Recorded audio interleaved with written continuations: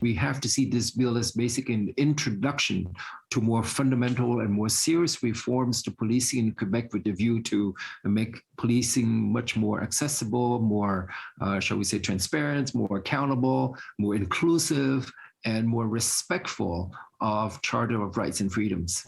Bill 18, tabled by Quebec's public security minister, is, as she calls it, an effort to regain the public's trust when it comes to policing in the province. The bill implements 40 of the 138 recommendations made by the Advisory Committee on Policing, tabled last May. One of the major changes, all allegations of criminal offenses by police will now be automatically transferred to the Independent Bureau of Investigations. This sounds really good. It sounds like, okay, we're subjecting the police to increased scrutiny. That's good, and we're doing it via the police watchdog.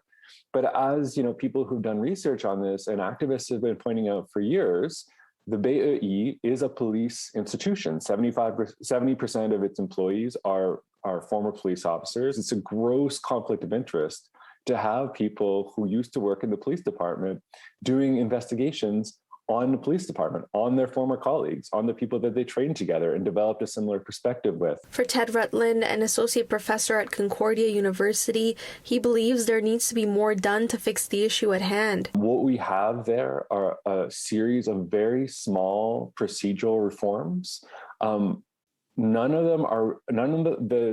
the aspects of the bill that I've seen are bad, but none of them will actually do anything to address the grave problems we have with public security in the province. This bill does have its own importance in terms of laying out the foundation for, among other things, greater community participation and community relation with the police department, greater responsibility on the part of the police chief, making the police ethics commissioner more accessible and therefore more, shall we say, effective in handling citizens' complaints against the police.